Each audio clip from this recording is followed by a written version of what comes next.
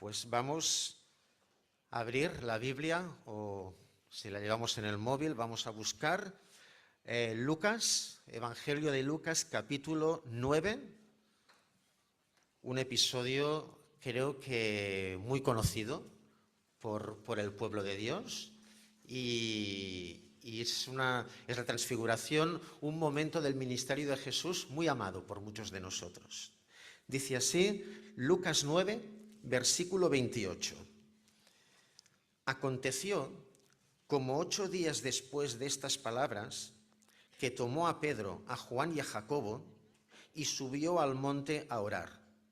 Y entre tanto que oraba, la apariencia de su rostro se hizo otra, y su vestido blanco y resplandeciente. Y he aquí 2 varones que hablaban con él, los cuales eran Moisés y Elías, quienes aparecieron rodeados de gloria, y hablaban de su partida, que iba Jesús a cumplir en Jerusalén. Y Pedro y los que estaban con él habían estado rendidos de sueño, mas cuando estuvieron bien despiertos, vieron la gloria de Jesús y a los 2 varones que estaban con él. Y sucedió que, apartándose ellos de él, Pedro dijo a Jesús: Maestro, bueno es que nos estemos aquí y hagamos 3 tiendas, una para ti, una para Moisés y una para Elías, no sabiendo lo que decía. Mientras él decía esto, vino una nube que los cubrió y tuvieron temor al entrar en la nube. Y vino una voz desde la nube que decía: Este es mi Hijo amado, a él oíd. Y cuando cesó la voz, Jesús fue hallado solo, y ellos callaron, y por aquellos días no dijeron nada a nadie de lo que habían visto. Pues el título de la predicación de hoy es La gran renuncia y está a cargo de nuestro hermano Mateo, Mateo Torres. Mateo, muchas gracias. Adelante.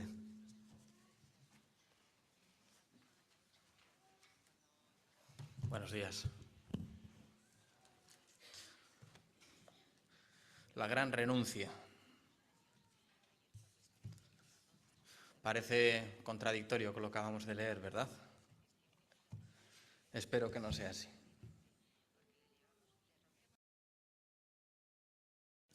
Corría el mes de enero de 2015, hace ya casi 10 años, parece que fue ayer, cuando en una calle muy transitada de Madrid, en una plaza muy céntrica, una persona de un aspecto muy descuidado llega con su perrito, lo ata en un banco, saca una gorra, la pone en el suelo y se pone a hacer malabares con la pelota. Se pone a dar unos toques con los pies, se la sube a la cabeza, al hombro, intenta interaccionar con los viandantes pasándoles la pelota. Sin duda la persona tenía mucha habilidad, pero tampoco captaba mucha atención y mucho menos captaba muchas monedas. Al fin y al cabo, era una persona bastante desaliñada jugando a la pelota en la calle. Sin embargo, captó la atención de un niño, un pequeño niño que sí que se juntó allí y quiso ponerse a jugar con el hombre este. Se puso a dar toques con él, incluso se atrevió a intentar regatearlo. Después de unos minutos jugando, el señor se para, coge la pelota y se la regala al niño. Y ante la atenta mirada del niño, de repente el hombre se quita una peluca, se quita una barba postiza y al parecer era Cristiano Ronaldo. Por aquel entonces, estrella del Real Madrid y un mes antes de ese momento, recién ganador del Balón de Oro, que le condecoraba como el mejor jugador del mundo por la revista especializada France Football. Sé que aquí en Barcelona duele oír eso, pero es lo que había pasado ese año. En segundos, la escena cambió y decenas de personas se pusieron alrededor de esa situación. El niño de repente se dio cuenta que esa tarde acababa de jugar a la pelota con el mejor jugador del mundo. La obra cambió totalmente cuando se supo quién era el autor.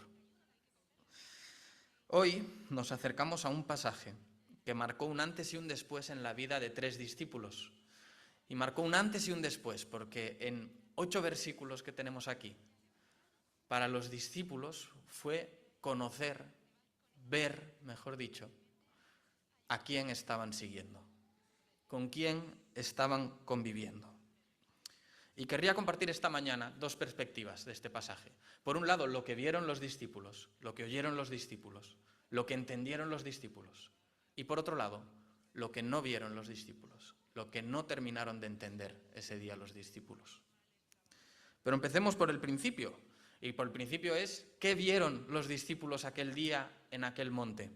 Retrocedamos un poquito. Volvamos unos días atrás, tengamos un poco de contexto, porque si nos fijamos en el versículo 28, el primero que acabamos de leer, dice, aconteció como 8 días después de estas palabras. Es entonces pertinente preguntarnos después, ¿de qué palabras? Y para eso tenemos que retroceder 6 días en el tiempo. Sé que aquí pone como 8 días, pero si vemos los pasajes paralelos de Mateo y Marcos, ellos son un poco más precisos en este sentido y nos dicen que fueron 6. Y 6 días antes, en el versículo 18 tenemos aquí de Lucas 9, nos dice Lucas lo siguiente: aconteció que mientras Jesús oraba aparte, estaban con él los discípulos, y le preguntó diciendo, ¿quién dice la gente que soy yo? Ellos respondieron, uno, Juan el Bautista, otros Elías, y otros que algún profeta de los antiguos ha resucitado. Y él les dijo, ¿y vosotros? ¿Vosotros quién decís que soy? Entonces, respondiendo Pedro, le dijo, el Cristo de Dios. Vemos que la semana antes de este episodio que tenemos entre manos, mientras Jesús oraba, se entabló una conversación profunda y muy intencional por parte de Jesús por medio de las preguntas acerca de su identidad, Y finaliza con una contundente afirmación de Pedro, tú eres el Cristo de Dios. Mateo, en su versión en el Evangelio de Mateo, todavía lo desarrolla un poquito más y nos confirma que Pedro dijo, tú eres el Cristo, el Hijo del Dios viviente. Con esta pregunta, ¿quién decís que soy? Y con esta respuesta de Pedro, tú eres el Cristo, el Hijo del Dios viviente. Esto aún retumbaba en la cabeza de los discípulos cuando 6 días después Jesús les dice a Pedro, a Juan y a Jacobo, vamos al monte a orar. Y aquí me gustaría abrir un paréntesis y preguntaros, ¿por qué solo Pedro, Juan y Jacobo? ¿Por qué solo 3 de los 12 discípulos?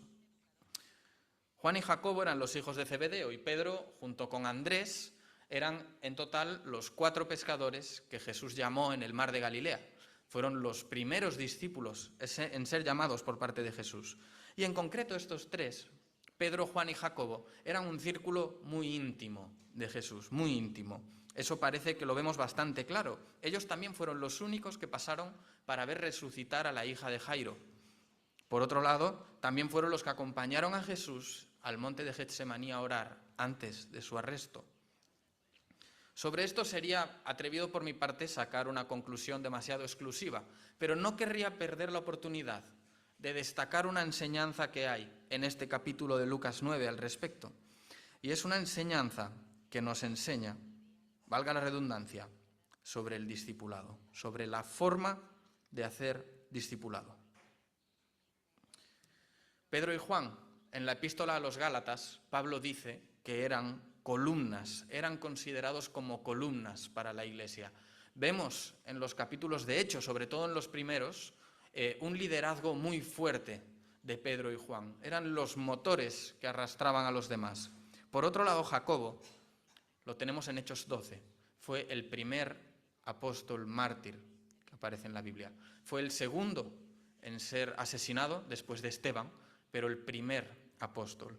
Parece que está claro que tuvieron una posición muy destacada y vemos bastante claro, que quizás por estos motivos, quizás por otros motivos o por más motivos, pero Jesús los quiso equipar en consecuencia y quiso prepararlos concienzudamente para la labor que les iba a delegar. Y en esa preparación que les da Jesús vemos 3 pilares que creo que podemos considerarlos base de cualquier discipulado. Y esos son la instrucción, la demostración o el ejemplo y la amonestación. La instrucción, la demostración y la amonestación. En primer lugar, vemos la faceta de Jesús más instructiva. Lo leíamos en los primeros versículos 18, ¿verdad? Por medio de preguntas les insta a llegar a una verdad tan grande a la que llega Pedro revelado por Dios. Una faceta instructiva, de enseñanza más pura. En segundo lugar, y es el texto que tenemos hoy, Jesús se lleva a este círculo íntimo para tener un tiempo de oración y demostrarles, para que pudiesen ver con sus ojos, lo que Pedro había afirmado la semana pasada. Lo que hace unos días era palabras, hoy lo iban a ver con sus propios ojos. Demostración. Y por último, aunque no entraremos en estos versículos, pero quería destacarlo, en este mismo capítulo, es que sucede todo en un capítulo, en los versículos a partir del 51, Jesús reprende a Jacobo y a Juan por tener una reacción totalmente contraria a sus enseñanzas. Le dice palabras tan duras como: vosotros no sabéis de qué espíritu sois. No sabéis de qué espíritu sois. En el pasaje paralelo, en Mateo, por ejemplo, cuando Jesús se confiesa su identidad, también reprende a Pedro y le dice: apártate de mí, Satanás. Me eres tropiezo porque no pones la mira en las cosas de Dios, sino en las de los hombres. O sea que justo vemos las mayores reprensiones a estos tres mismos discípulos. Instrucción, demostración o ejemplo y amonestación. La ausencia de cualquiera de estas tres patas desequilibraría lo que es una relación de discipulado sana. Si no hay instrucción, el discipulado es pura amistad, es pura confraternidad, pero no es discipulado. Si no hay ejemplo, perdemos ese componente de ejercer de referencia para otros. Como Pablo también dijo: imitadme a mí, así como yo imito a Cristo. Por medio del ejemplo, Pablo les estaba enseñando a los que les escribía a ser como Cristo.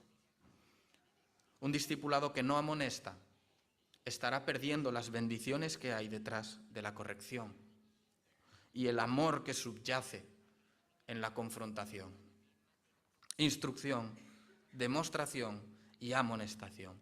Tres patas del discipulado que se aplica a cualquier discipulado, desde la posición de los ancianos de la iglesia a la iglesia, como nosotros mismos entre hermanos, como en la familia de padres a hijos, cada uno en su contexto, con su aplicación, pero con instrucción, con amonestación y con demostración, con ejemplo.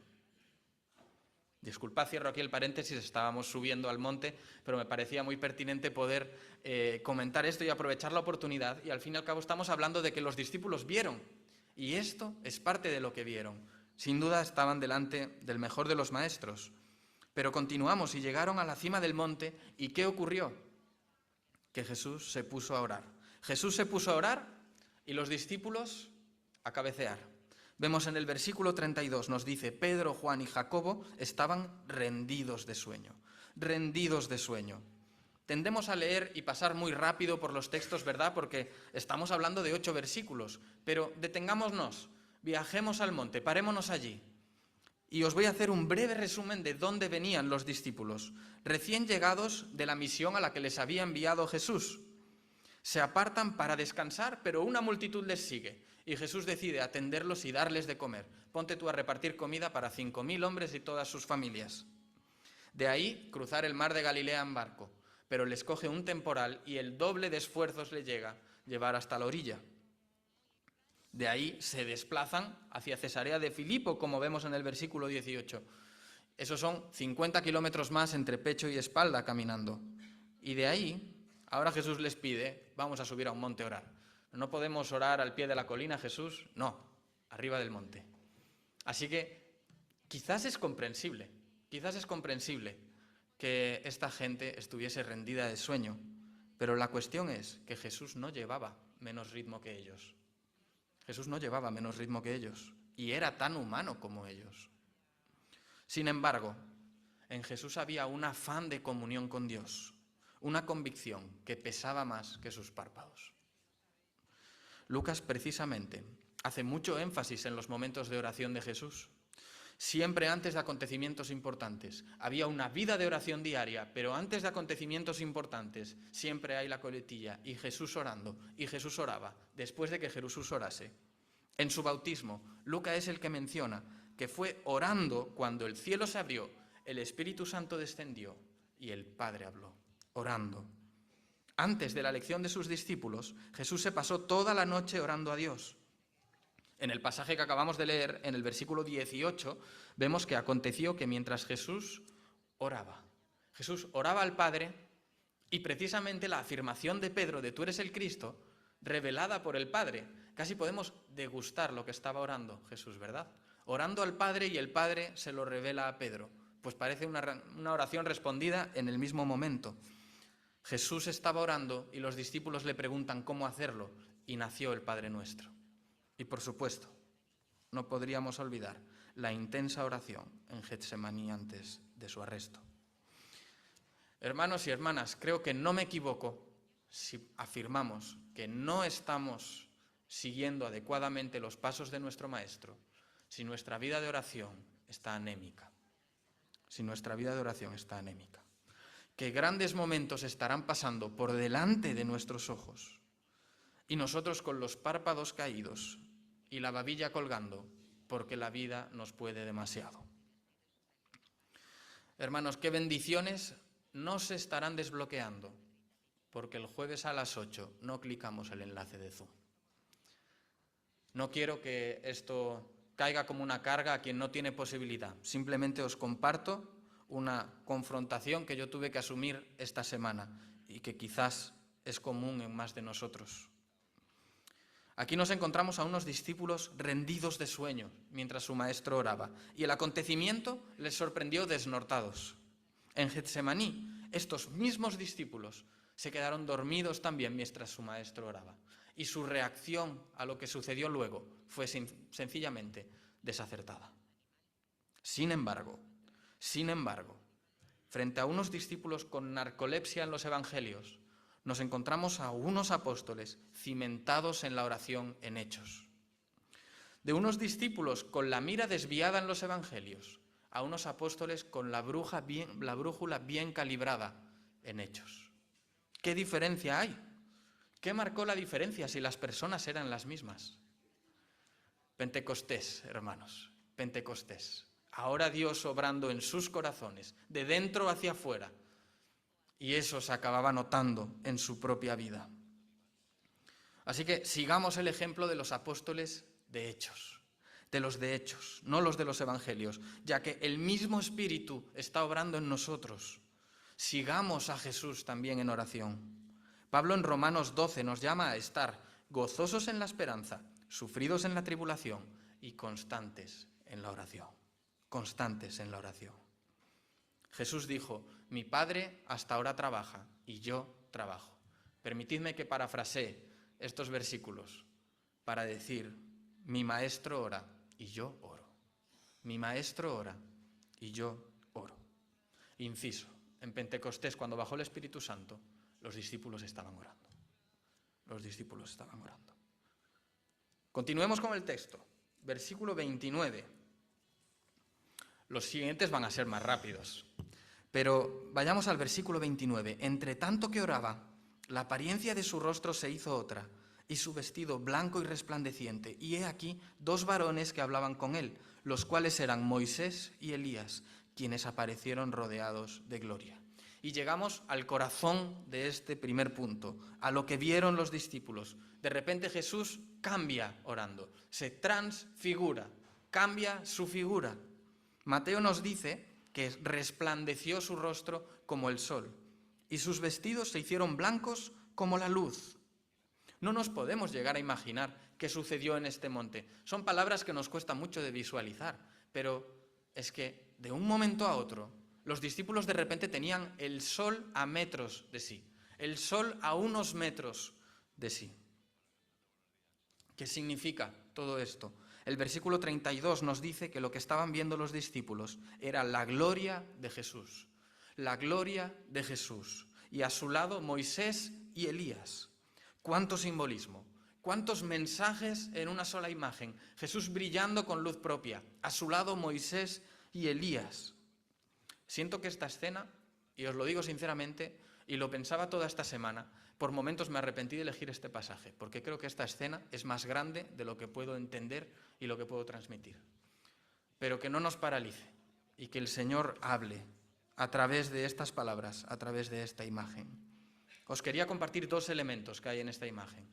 Está Jesús brillando y a su lado Moisés y Elías. Jesús brillando, mostrando su gloria. Cuando se habla de sus vestidos blancos, más allá del color de la túnica, se está hablando de un concepto clave a lo largo de la Biblia, que es su santidad. Su santidad. Marcos nos dice que sus vestidos se volvieron resplandecientes, muy blancos, como la nieve, tanto que ningún lavador en la tierra los puede hacer tan blancos. Ningún lavador en la tierra los podía hacer tan blancos. La santidad. Qué palabra tan grande. La santidad es la esencia de la divinidad. Es su característica probablemente más definitoria. La santidad es, por un lado, la separación total con el mal y, por otro, la dedicación total al bien, que es Dios, la fuente de todo bien. Jesús fue aquel que no pecó, que no erró, que no tuvo ni un mínimo contacto con el mal, ni un mínimo desliz, ni un mínimo mal pensamiento, cero contacto con el mal, y aquel plenamente dedicado a la obediencia al Padre, a todo lo bueno, a todo lo puro. Santidad. Jesús lucía esa santidad sin mácula. Marcos dice que no hay lavadero en el mundo que consiguiese ese blanco. Y efectivamente, no encontramos ese blanco en el mundo. Nadie más que Jesús. Nadie es santo sino Dios. Tú y yo somos pecadores, que es lo contrario a santidad. Quiere decir que tú y yo hemos coqueteado con el mal y nos hemos vuelto rebeldes a Dios, a lo bueno, a lo puro, a lo santo. Esa es nuestra situación. Y ese es el contraste que ofrece Jesús. Pura santidad. Y al lado de Jesús brillando, Moisés y Elías, la presencia de Moisés y Elías hablando. Muchas cosas se podrían decir de lo que significa la presencia de Moisés y Elías aquí, pero permitidme que os comparta tres apreciaciones. En primer lugar, Moisés y Elías fueron las dos personas que experimentaron también la gloria de Dios y en un monte también. Moisés en el monte Sinaí, lo podríamos encontrar en Éxodo, por ejemplo en el capítulo 24, y Elías en el monte de Horeb, Primera de Reyes 19. Aquellos que presenciaron en una medida la gloria de Dios, hoy acompañan a Jesús mostrando su gloria. Os lo repito con otras palabras. Los que presenciaron la gloria divina, presentes en la gloria de Jesús. Por otro lado, Moisés era el máximo exponente de la ley, del pacto de la ley. Él mismo la recibió en el monte Sinaí. Y Elías, el prototipo de profeta. El máximo exponente de la ley y el prototipo de profeta, acompañando a Jesús en este momento tan glorioso. Y en tercer lugar, Moisés, por siempre asociado a la gran liberación, a la liberación de la esclavitud de Egipto. Por otro lado, Elías, asociado por siempre a la vida. Elías fue la primera persona a través de la que Dios obró para hacer una resurrección. Elías resucitó a una persona, o Dios a través de él, mejor dicho. Y por otro lado, Elías, aquel profeta que no conoció la muerte, que no murió. Tenemos a la persona, al máximo representante de la liberación de la esclavitud y al máximo representante de la liberación de la muerte, acompañando a Jesús en este momento tan especial. Así que recapitulamos todo lo que hemos dicho. Los que conocían la gloria de Dios, los que representaban la ley y los profetas, y los máximos exponentes de la liberación de la esclavitud y de la muerte, apuntando a Jesús en lo alto de este monte. Si cogemos todos estos componentes, los metemos en una coctelera y le añadimos lo que acabamos de comentar de Jesús brillando, ¿qué es lo que nos sale? ¿Qué nos sale? ¿Qué mensaje hay detrás de todo esto? Literalmente salen las palabras de Pedro hace unos versículos. Tú eres el Cristo, el Hijo del Dios viviente. Tú eres el Cristo, el Hijo del Dios viviente. Tú eres el elegido de Dios para pisar la cabeza del mal. Tú eres el que liberará a tu pueblo de la esclavitud y de la muerte. Tú eres el heredero legítimo de un reino eterno que no tendrá fin. Todo eso estaban viendo los discípulos. Tú eres el Hijo de Dios y como hijo de la misma naturaleza divina. 100% humano, pero aquí ahora están viendo que también 100% divino. el único sin mancha, el único bueno, el único no merecedor de castigo. Todo esto en una imagen. Y estoy seguro que me estoy quedando corto. Los discípulos no se dieron cuenta que estaban jugando a la pelota con Cristiano Ronaldo. Se dieron cuenta de que estaban conviviendo con el Hijo del único Dios vivo. ¿Cómo se responde ante algo así, si lo tienes delante? ¿Cómo se responde? Pues reaccionó Pedro, ¿cómo no? Siempre Pedro. Y reaccionó sin mucho uso de razón y se preocupó de extender ese momento glorioso. Él quería que no terminase, pero en una cosa se equivocó.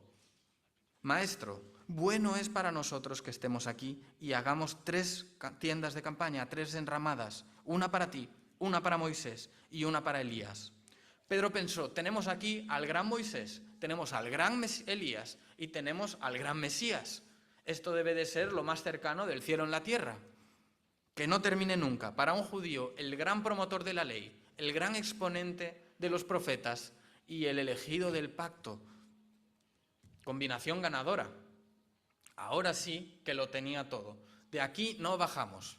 Del barco de Chanquete no nos moverán. Pero en una cosa se equivocó Pedro. En una cosa se equivocó, y no lo voy a decir yo. Versículo 34. Mientras él decía esto, aún él decía esto y algo lo interrumpió. Vino una nube que los cubrió y tuvieron temor al entrar en la nube. Y vino una voz desde la nube que decía, este es mi Hijo amado, a él oíd. No había terminado Pedro de hablar y de repente algo le hizo ponerse a temblar. Algo le hizo que la voz ya se le cortase, que las rodillas se le echasen a temblar. Estaba viendo con sus propios ojos la Shekinah. La Shekinah. ¿Qué es la Shekinah? Estaba estando presente con la presencia de Dios. Esa presencia de Dios que acompañó al pueblo de Israel a través del desierto. Esa presencia de Dios que talló en piedra las tablas de la ley. Esa presencia de Dios que llenó el tabernáculo y el templo cuando fueron consagrados. La temida Shekinah. De todo esto había escuchado Pedro, lo leía en los escritos, se lo contaban sus padres, lo escuchaba en la sinagoga, pero ahora lo tenía delante. Ahí estaba de nuevo la Shekinah, la presencia de Dios. Y eso era temible, eso era para echarse a temblar, porque era la presencia de un Dios santo. Y por santo, peligroso para todo aquel que no fuese santo. Os leo 2 versículos, Éxodo 40. Entonces una nube cubrió el tabernáculo de reunión, y la gloria del Señor llenó el tabernáculo, y no podía Moisés entrar en el tabernáculo de reunión, porque la nube estaba sobre él, y la gloria del Señor lo llenaba. Primera de Reyes 8. Y cuando los sacerdotes salieron del santuario, la nube llenó la casa del Señor, y los sacerdotes no pudieron permanecer para ministrar por causa de la nube, porque la gloria de Jehová había llenado la casa de Jehová. La nube del Señor lo llenaba todo allá donde iba, y nadie podía entrar si el Señor lo llenaba. ¿Por qué estoy explicando esto? Para que seamos conscientes de la grandeza del momento, que sobrepasa nuestra capacidad de visualización. La presencia de Dios descendiendo en una nube, daros cuenta de esto, descendiendo en una nube, y Jesús estaba brillando con luz propia. ¿Qué pasa cuando enciendes las luces en la niebla? En Galicia hay algunas carreteras que son horrorosas para eso. La niebla es muy baja, muy densa, y si tú enciendes las luces largas, la luz se refleja, se dispersa, todavía ves menos. Todavía ves menos. Así estaban los discípulos, así estaban, sin ver nada.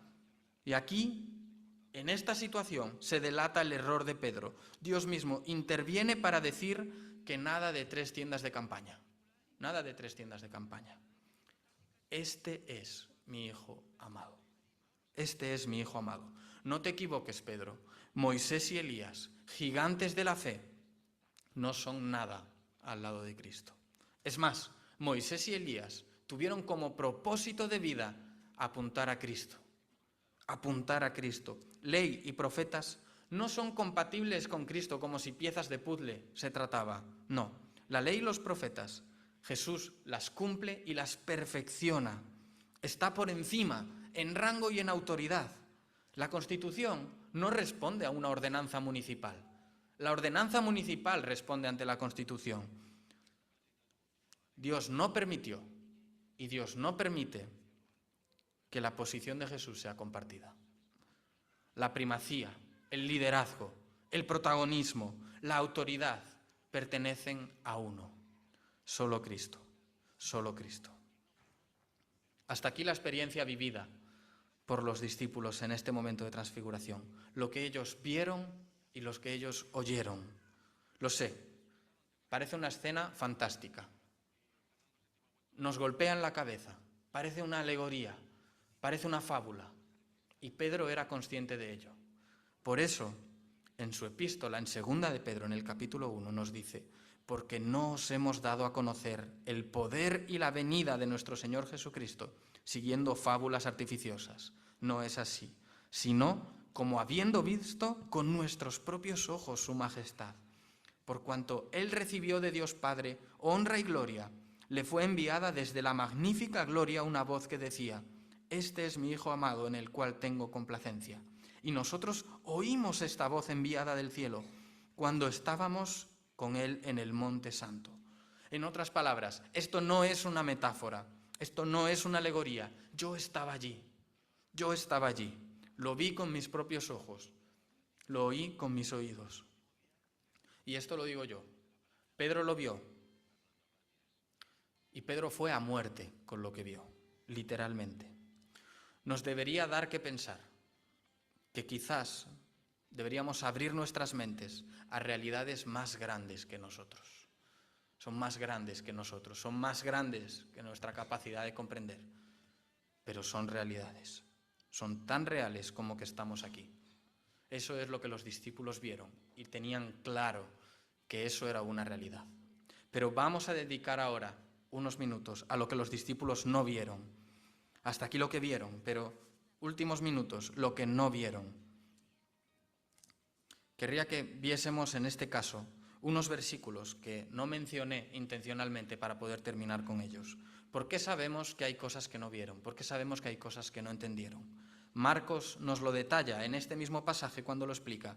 Dice que cuando descendían del monte, terminada esta escena, les mandó Jesús que a nadie dijesen lo que habían visto, sino cuando el Hijo del Hombre hubiese resucitado de los muertos. Y los discípulos guardaron la palabra entre sí, discutiendo qué sería aquello de resucitar de los muertos. Había un importante detalle que los discípulos no acabaron de encajar en el puzzle. Cuando Pedro declaró lo que declaró en el versículo 20 de Lucas 9, tú eres el Cristo de Dios, acto seguido, Jesús les responde con unas palabras que lo desmontan.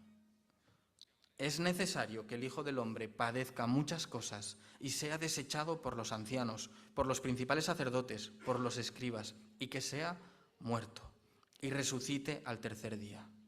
Ahora, recuperamos también otro versículo olvidado.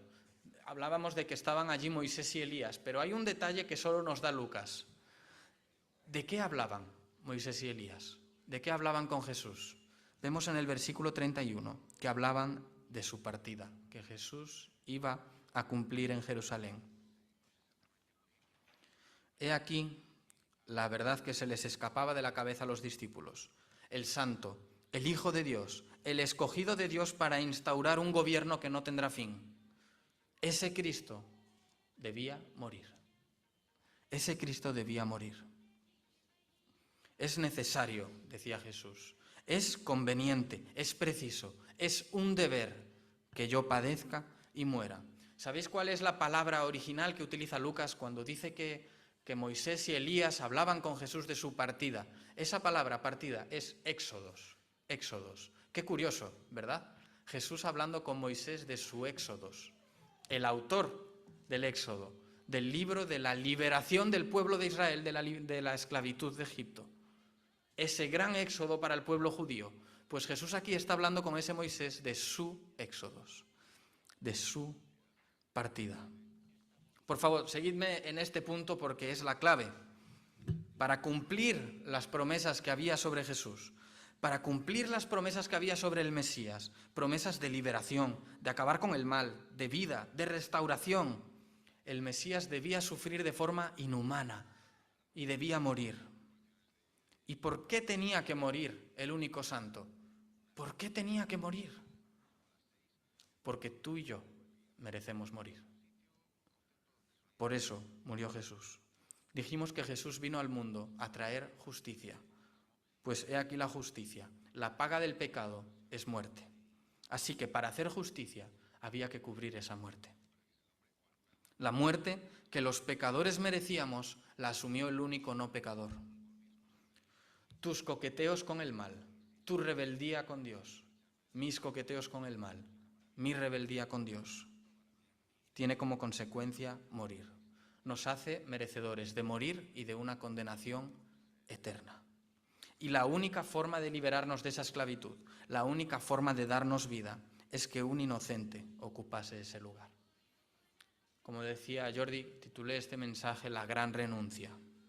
La gran renuncia, porque en este momento en que Jesús reveló de una forma tan grande toda su gloria, su divinidad, su perfección, su comunión con Dios, ahora podemos ser conscientes de a todo lo que renunció por los suyos. Gracia, la gracia de Dios, bondad inmerecida, por amor. Filipenses 2, Pablo dice, Cristo Jesús, el cual, siendo en forma de Dios, y lo acabamos de ver en este texto, siendo en forma de Dios, no estimó el ser igual a Dios como cosa a que aferrarse, sino que se despojó a sí mismo, tomando forma de siervo, hecho semejante a los hombres, y estando en la condición de hombre, se humilló a sí mismo, haciéndose obediente hasta la muerte y muerte de cruz. Se despojó a sí mismo. Fíjate lo que es ese sí mismo. Lo acabamos de ver. Dios Hijo se humilló hasta la muerte y muerte de cruz. Y lo hizo por nosotros, hermanos. Unos versículos antes de nuestro pasaje, Jesús demanda a sus discípulos y decía, si alguno quiere venir en pos de mí, niéguese a sí mismo, tome su cruz y sígame. Pero ahora nos damos cuenta de que Él fue el primero en negarse a sí mismo, en coger no su cruz, sino mi cruz, y no hacer su camino, sino mi camino. Él llevó mi cruz, se negó a sí mismo primero. ¿Cómo no lo vamos a hacer nosotros, hermanos? ¿Cómo no lo vamos a hacer? ¿Qué piensas de este Jesús? ¿Qué piensas de Jesús? Y si te hacen a ti la pregunta, ¿y quién dices tú que soy yo? ¿Y qué piensas de ti? ¿Eres consciente de que tu vida no es santa? ¿Ni se acerca? ¿Cómo te suena el hecho de que tu distanciamiento con Dios tiene como consecuencia la muerte? Te está matando y te va a matar directamente y definitivamente. Si esta realidad te remueve, he aquí una buena noticia. Dios mismo se humilló y murió para que tú hoy puedas vivir. Arrepiéntete. Arrepiéntete y confía en este Jesús. Confía en este Jesús. Porque, y ahora sí termino, no estarás poniendo tu confianza en un Dios muerto. Estarás poniendo tu confianza en un Dios vivo. Este Jesús glorioso que vemos en la transfiguración, en medio de una nube brillando en la presencia del Padre, este es el Jesús que va a volver. Y esta vez sí, terminará la obra que ha empezado. Estamos en los últimos tiempos. Estamos en los últimos tiempos. Filipenses continúa diciendo, porque no termina Pablo ahí, no termina en que fue obediente hasta la muerte y muerte de cruz, sino por el cual Dios también le exaltó hasta lo sumo y le dio un nombre que es sobre todo nombre, para que en el nombre de Jesús se doble toda rodilla de las que están en los cielos, en la tierra y debajo de la tierra, y toda lengua confiese que Jesucristo es el Señor, para gloria de Dios Padre. De nuevo, la gloria de Dios. Repito para terminar las palabras del Padre. Ojalá sean también para nosotros. A Él oíd. A Cristo oíd. Sigue a Cristo, hermano.